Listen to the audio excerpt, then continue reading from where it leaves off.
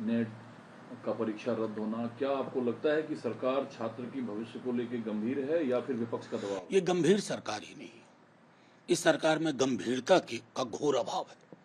जो आदमी बैठे बैठे क्लीन चिट देते, सड़कों पर बच्चे आए, उनका आक्रोश आया, उसके बाद कहानियां गढ़ने लगे कि थोड़ी विसंगति हम देखेंगे। अब क्यों कर रहे हैं आप? किसी को सस्पेंड कर रहे हैं, किसी को हटा रहे हैं, नए लोगों को चार्ज दे रहे हैं। पीजी नेट की परीक्षा पोस्टपोन कर दी आपने, कई बार हुई है, फिर कर दी। सीएसआईआर की परीक्षा रद्द हो गई, यूजीसी नेट रद्द हुआ। ये एनटीए में फ्रॉड है, मैं बार बार कह रहा हूं। इस फ्रॉड को फेंकने की जरूरत है, डिसमेंटल करने की जरूरत है।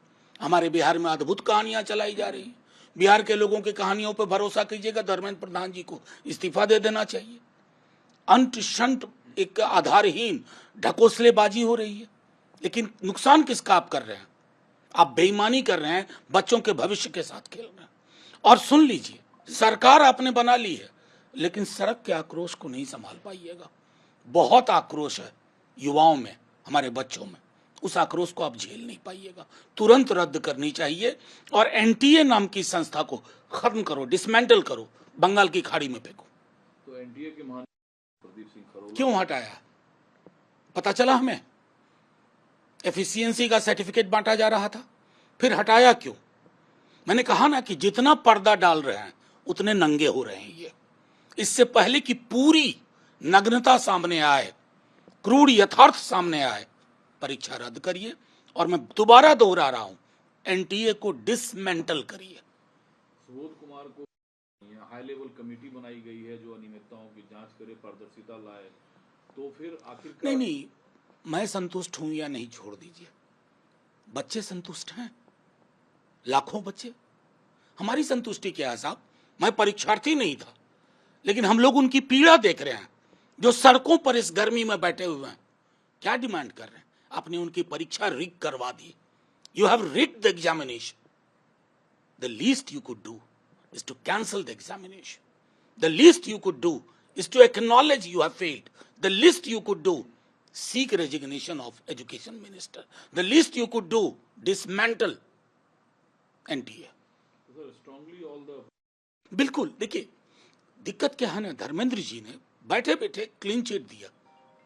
इतनी तो गंभीरता होनी चाहिए थी, हम पूरी चीजों को समझें, देखें कहां अनियमितता हुई है। साफ साफ आ रहा है, कोई संजीव मुखिया है, कोई अमित आनंद है, बुकलेट नंबर तक है 614886 कुछ बुकलेट नंबर तक है। सब पता चला हजारीबाग में ये हुआ, फलाना चिलाना वो आदमी था, फिर भी आप बैठकर क्लीन चिट देते रहे। इस्तीफे से कम ये तो आएगा कि कहीं ना कहीं अकाउंटेबिलिटी है। ये पूरी की पूरी सरकार अकाउंटेबिलिटी से भागती है। लेकिन पीछे भी प्रधानमंत्री नरेंद्र मोदी स्वयं छात्रों से संवाद करते दिखे हैं, कई बार चीजें सामने आ रही है, दोनों विपरीत। नहीं, मैं कतई नहीं मानता। प्रधानमंत्री जी का वो रेटोरिकल स्टेटमेंट है कि खबर बननी चाहिए तो परीक्षा पे चर्चा, जैसे चाय पे चर्चा वगैरह वगैरह।